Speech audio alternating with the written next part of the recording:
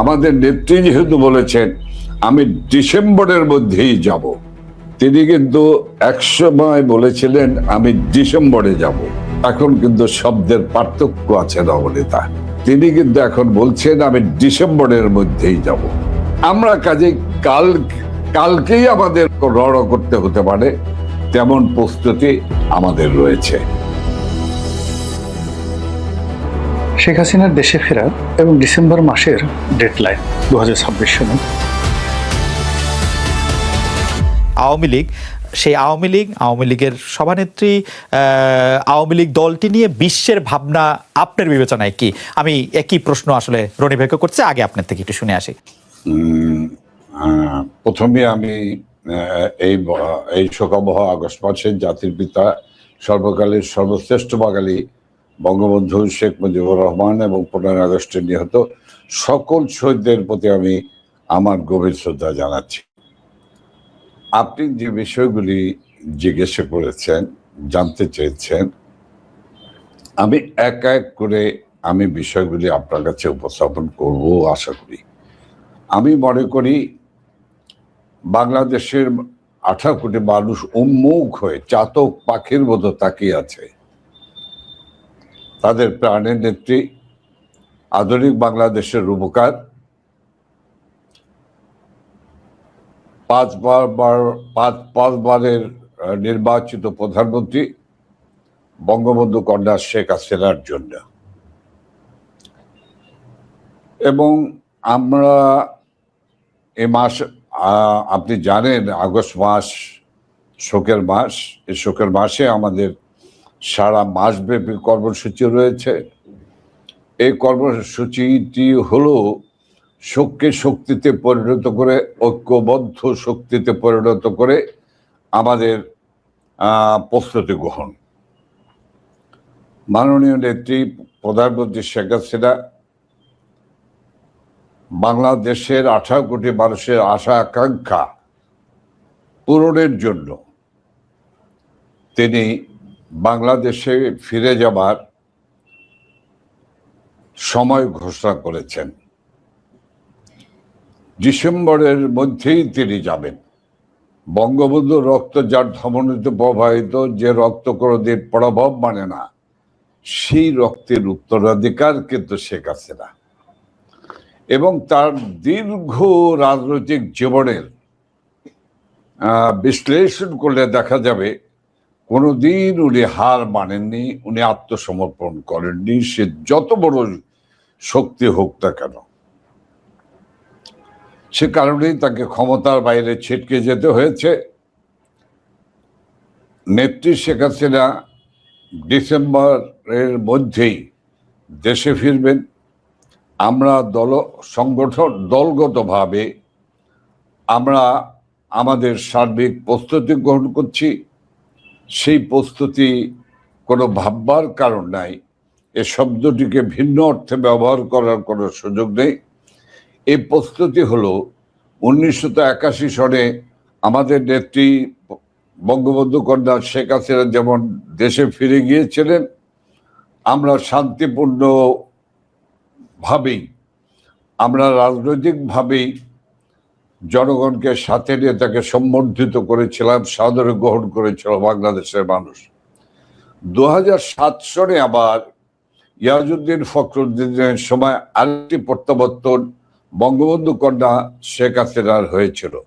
তখনও কিন্তু আমরা গণতান্ত্রিক পন্থায় শান্তিপূর্ণভাবে আমাদের নেত্রী, প্রধানমন্ত্রী, আমাদের প্রিয় পার্টি আওয়ামী লীগের সভাপতি শেখ হাসিনাকে কিন্তু বাংলাদেশের মানুষ সাদর সম্ভাষণ জানিয়ে সমস্ত রক্তচক্ষু বহুকোটিকে উপেক্ষা করে সেদিন বিমানবন্দর থেকে তাকে সুধা সদন পর্যন্ত পৌঁছে দিয়েছিল, সম্বর্ধিত করেছিল।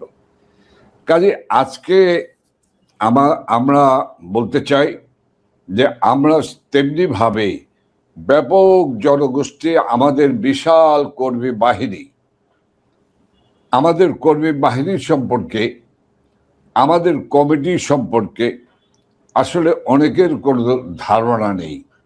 আমাদের আওয়ামী লীগ সহ সহযোগী সংগঠনে কেন্দ্র থেকে শুরু করে সর্বনিম্ন পর্যায়ে ইউনিয়ন ওয়ার্ড পর্যায়ে যে কমিটিগুলি রয়েছে, সেই কমিটিগুলির সংখ্যা অনুসারে যদি যোগফল বের করেন, তাহলে দেখা যাবে যে 1,60,00,000 আমাদের কমিটিভুক্ত আমাদের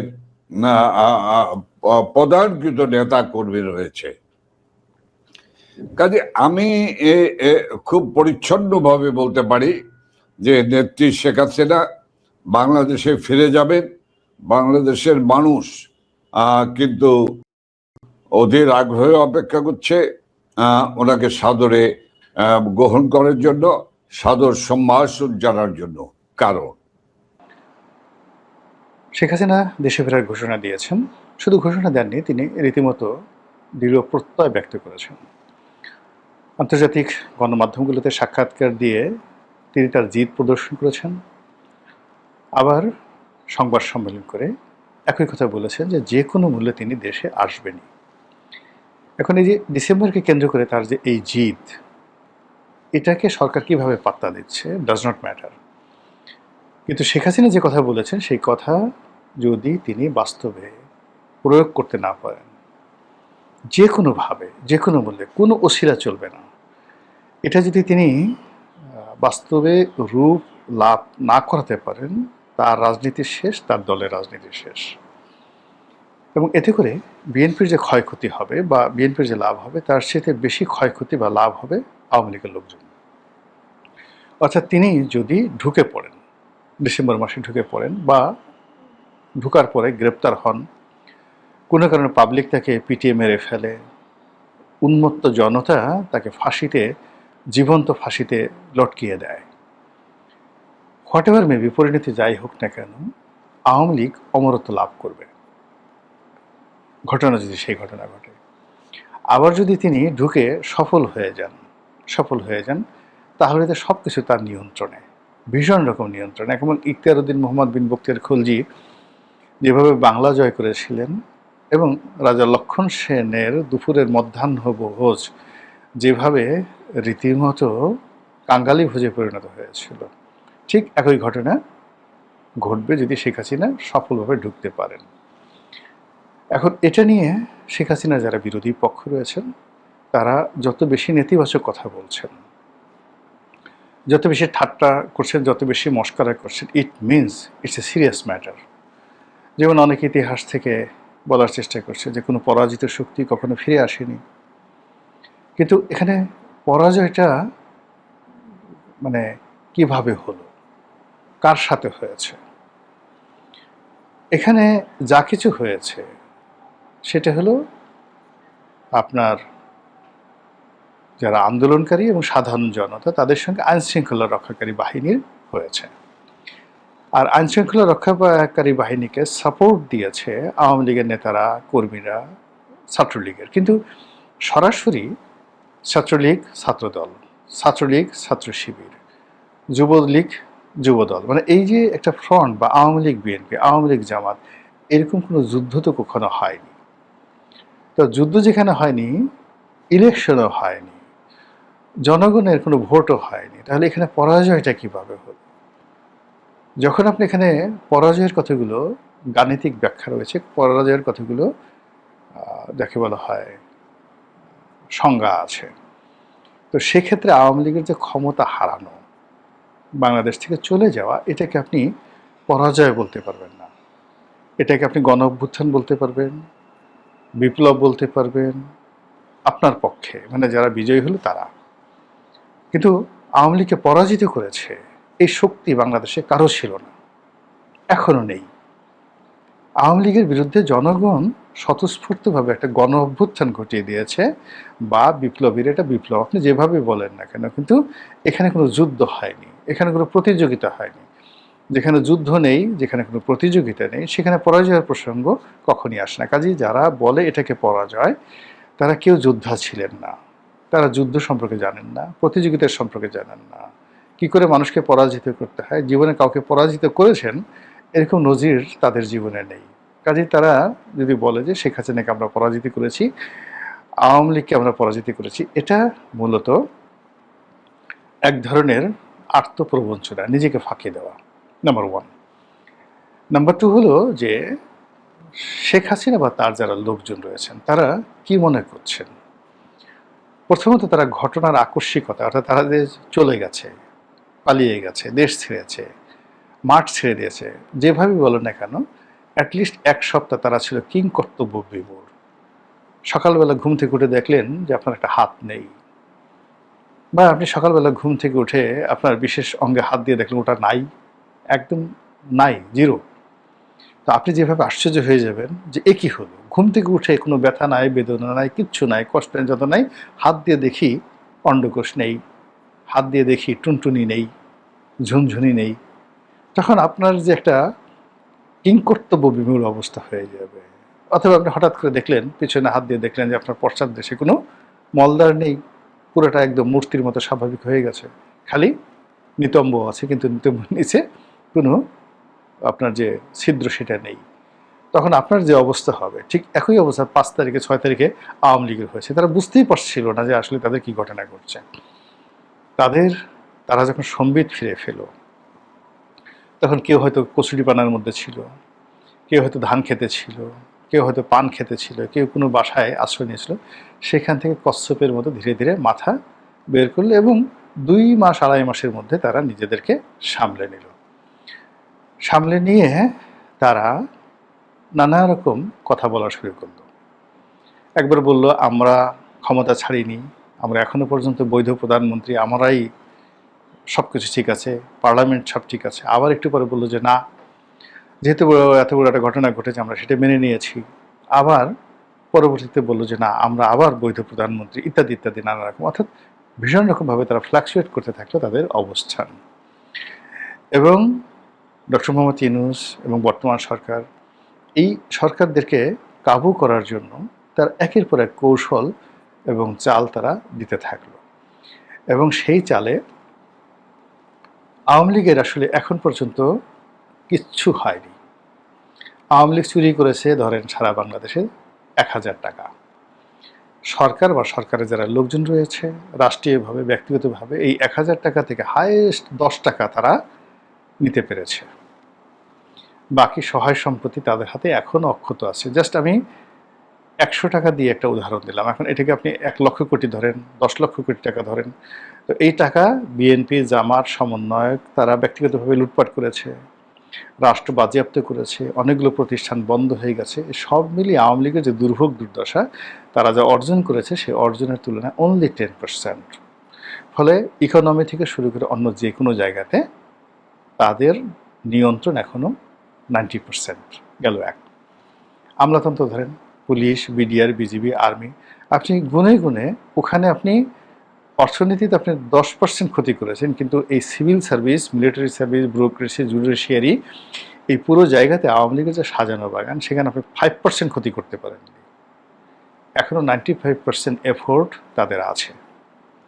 থার্ডলি হলো তাদের যে নেতাকর্মীগুলো আছেন তাদের সবার আপনি দেখেন প্রথমে 2-3 মাস তাদের চেহারা ভেঙে গিয়েছিল। আপনি এখন দীপুমনির দিকে তাকায় দেখেন তো, হাসানুল হক ইনুর দিকে তাকান, শাহজাহান খানের দিকে তাকান, সালমান এফ রহমানের দিকে তাকান, আনিসুল হকের দিকে তাকান, কি দেখতে পারেন? সবাই নব যৌবন ফিরে পেয়েছে, বিশ্বাস ফিরে পেয়েছে, আস্থা ফিরে পেয়েছে এবং তারা মনে করছে যে আসলে 17 বছর নানা রকম কষ্ট করেছি, ফন্দি ফিকির করেছি, এখন তাদের একটা রিল্যাক্স দরকার। গত 2 বছর ধরে তারা আসলে সেই রিল্যাক্স করছে এবং ওই যে যাকে বলা হয় কোর্টে উঠানোর আগে হাত ধরা, হাতে হ্যান্ডকাপ পরানো, জাস্ট নাটক, জাস্ট নাটক। দেখেন, এটি আওয়ামী লীগ, এর নামে হলো আওয়ামী লীগ। আওয়ামী লীগ যখন সংকট সমস্যায় পড়ে, প্রতিকূলতায় পড়ে, তখন আওয়ামী লীগের সর্বস্তরের নেতাকর্মী এক অবিশ্বাস্য ঐক্যবদ্ধ হয়ে যায়। আপনি যে কথা বলেছেন ওই কথাগুলি আমি আবার আমার মুখে আনতে চাই না। এই বিষয়গুলি আপনার আমার চেয়েও কম জানা নাই যে কি কি কথাগুলো এসেছিল, কি কি কথাগুলো আনা হয়েছিল। সব কিছুকে কিন্তু ম্লান করে দিয়ে, ছুঁড়ে ফেলে দিয়ে, এটিকে গল্প, এটিকে প্রলাপ, আমি পাগলের প্রলাপ বলবো না, প্রলাপই বলবো, যে এগুলি প্রলাপে পরিণত হয়েছে। কাজে আজকে বাংলাদেশের যে চেহারা, এই দলটি নিষিদ্ধ করেছে, আপনি জানেন। এই দলটির কার্যক্রম নিষিদ্ধ করেছে। এই দলটিকে general field marshal Ayub Khan নিষিদ্ধ করেছিল 58 সালে।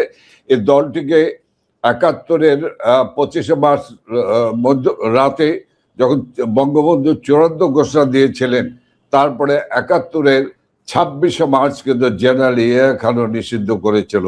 কিন্তু এই দলটি হলো সেই দল যা জেনারেল আইয়ুব খান নিষিদ্ধ করেছিল, নিশ্চিহ্ন করতে পারেনি। জেনারেল আইয়ুব খান নিশ্চিহ্ন হয়ে গিয়েছিল। জেনারেল ইয়াহিয়া খান নিষিদ্ধ করেছিল এই বাংলাদেশ আওয়ামী লীগের নেতৃত্বে বাঙালি জাতি এক নূতন দেশ তৈরি করেছে, স্বাধীন করেছে সশস্ত্র যুদ্ধের মধ্য দিয়ে। আমি নবনীতা একটি বিষয় আমি বলে রাখতে চাই। আপনি যে বিষয়টি বলছেন সে বিষয়টি হলো যে আমাদেরকে আমরা কিন্তু কোনো সশস্ত্র রাজনীতি আমরা কখনোই করিনি। আওয়ামী লীগের ইতিহাসে আপনি কখনো দেখবেন না। আজকেও বাংলাদেশ সেই জায়গায় এসে বিভিন্ন ধরনের বোমা বর্ষণ করা হচ্ছে। এই আপনার সঙ্গে যুক্ত হব বসেছিলাম, এমন সময় খবর এসেছে যে চট্টগ্রাম পোর্টে একটি এলএনজি শিপের রিপেয়ার করার সময় সেখানে বিস্ফোরণ হয়েছে এবং ঘটনাস্থলে 7 জন নিহত হয়েছে। তো আমরা যে বিষয়টি আপনি জায়গাটিতে আপনি আলোচনাটি রেখেছেন, সে জায়গাটিতে আমি বলতে চাই, আপনি যা জানতে চেয়েছেন, আমরা ইনশাল্লাহ নেত্রীর যাওয়ার দিন, তারিখ, ক্ষণ ঘোষণার সঙ্গে সঙ্গেই, তার আগেই নেত্রী আমাদেরকে নির্দেশনা দেবেন যে তোমরা চলে যাও। এবং আপনাকে আমি বলে রাখি, বিভিন্ন দেশে যে যে ছড়িয়ে ছিটিয়ে রয়েছে, সবাই কিন্তু তৈরি হয়ে আছে দেশের দিকে রওনা হওয়ার জন্য। আমাদের সঙ্গে যোগাযোগ করছে, আমাদের কেউ পছন্দ করুক বা নাই করুক, এটি হলো বাস্তবতা যে আমরা মাননীয় নেত্রী নির্দেশনায় আমরা 5ই আগস্টের পর থেকে দলটিকে পুনর্জাগরণের চেষ্টা করেছি। এবং বিশ্বাস করুন, যে নেতা কর্মীরা, আমি তো মন্ত্রী ছিলাম দুবার, আমি বিশ্বাস করি যে নেতা কর্মীরা আমাদের দরজায় আসেনি কোনোদিন, আমাদের সাক্ষাৎ পায়নি, এ কথা বলতে আমার কোনো দ্বিধা নেই, সেই নেতা কর্মীরা কিন্তু ঝাঁপিয়ে পড়েছে। আপনাকে একটি কথা বলে রাখি, আপনার সময় কম, কিন্তু তারপর বলে রাখি, এই যে আমার নির্বাচনী এলাকা ঢাকা 13 মোহাম্মদপুরে মিছিল হলো, নূতন কমিটি হলো, শপথ নিল, মশাল মিছিল করলো, তারপরে মিছিল হলো, তারপরে শোক র্যালি হলো এবং সেখানে গ্রেপ্তার হলো। গ্রেপ্তার হবার পর আমি চেষ্টা করি যেখানেই যে গ্রেপ্তার হোক তার পরিবারের সঙ্গে যোগাযোগ করার জন্য এবং মামলা পরিচালনার জন্য। আপনি বিশ্বাস করেন, আমি যখন রাত 2-3টার সময় তাদের পরিবার, বাবা বা স্বামী বা স্ত্রী বা তাদের সঙ্গে বা মা, তাদের সঙ্গে যোগাযোগ করছিলাম, তারা বলছিলেন যে ভাই, কেউ বলেছে ভাই, কেউ বলেছে মন্ত্রী সাহেব, আপনি এত রাত পর্যন্ত কেন কথা বলছেন আমাদের সঙ্গে, আপনি কেন টেনশন করছেন? আমরা আছি, আমাদের ছেলে রাজনীতি করে, মিছিল করেছে অন্যায়ের বিরুদ্ধে, অবিচারের বিরুদ্ধে, কাজে গ্রেপ্তার হয়েছে, আমরা তো কোনো কষ্ট পাইনি, আপনি কোনো টেনশন করবেন না। তো নবনীতা, আমি আসলে বলতে চাই যে আমাদের পরিবারগুলো, আমাদের নেতা কর্মীদের পরিবারগুলো এখন একেবারে খুব বলিষ্ঠ হয়ে গিয়েছে। তারা এখন আর কষ্ট ক্লেশ মনে করে না।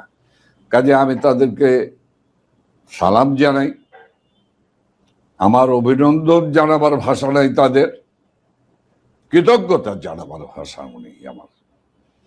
আর আমরা ইনশাল্লাহ, আপনাকে আমি বলেছি, আমরা নেত্রীর, আমাদের প্রিয় নেত্রীর দেশে যাবার আগে আমরা আমাদেরকে নির্দেশনা দিবেন, সেই নির্দেশনা অনুসারে আমরা একেবারে প্রস্তুত হয়ে আছি। আপনি শুনে থাকবেন যে আমরা কিন্তু প্রস্তুতিটি এমন রাখছি যে এমনও হতে পারে, আমাদের নেত্রী যেহেতু বলেছেন আমি ডিসেম্বরের মধ্যেই যাব, তিনি কিন্তু একসময় বলেছিলেন আমি ডিসেম্বরে যাব। এখন কিন্তু শব্দের পার্থক্য আছে নবনীতা। তিনি কিন্তু এখন বলছেন আমি ডিসেম্বরের মধ্যেই যাব। আমরা কাজেই কালকেই আমাদের রওনা করতে হতে পারে, তেমন প্রস্তুতি আমাদের রয়েছে। আমরা প্রস্তুতি নিয়ে রাখছি। আমরা সারা বাংলাদেশকে আমরা প্রস্তুতি নিয়ে রাখছি। আমি আশা করি 12ই ফেব্রুয়ারির তথাকথিত সান্ধ্যকালের নির্বাচনের মাধ্যমে যারা ক্ষমতায় এসেছেন তাদের ব্যর্থতার ফিরিস্তি আমি টানতে চাই না। আপনি পরে প্রশ্ন করলে আমি উত্তর দেব, কিন্তু আমার মনে হয় তাদের বোধোদয় হবে যে বাংলাদেশ আওয়ামী লীগ একটি প্রাচীনতম ঐতিহ্যবাহী রাজনৈতিক দল। এই দলটির নেতৃত্বে অনেক কিছু হয়েছে, বাংলাদেশের স্বাধীনতা হয়েছে। এই দলের কার্যক্রমের উপর নিষিদ্ধ আইন, এটি জুলুম, এটি অত্যাচার, এটি ফ্যাসিস্ট আচরণ, এটি অগণতান্ত্রিক আচরণ, স্বৈরাচারী আচরণ। কাজে এই আওয়ামী লীগের উপর থেকে এই বিধিনিষেধ প্রত্যাহার করা হোক। যে জয় বাংলা ধরে দিয়ে আজকে যিনি প্রধানমন্ত্রী আছেন, তার বাবা জয় বাংলা স্লোগান দিয়েছেন, তার পিতাও জয় বাংলা স্লোগান দিয়েছেন। সেই জয় বাংলা স্লোগানকে নিষিদ্ধ করেছেন, সেই জয় বাংলা স্লোগানের উপর থেকে বিধিনিষেধ প্রত্যাহার করা উচিত। কারণ জয় বাংলা স্লোগানকে নিষিদ্ধ করা মানে ওই 71-এর ঘাতক জামাত, শিবির, এনসিপি এবং জঙ্গিদেরকে সমর্থন করা। বাংলাদেশ আওয়ামী লীগকে নিষিদ্ধ করা মানে হলো ওই 71-এর ঘাতক জামাত, শিবির, এনসিপি এবং জঙ্গিদের পক্ষ অবলম্বন করা। সিদ্ধান্ত নিতে হবে ওনাকে, উনি কোন পক্ষ নেবেন, উনি কোন পক্ষে থাকবেন।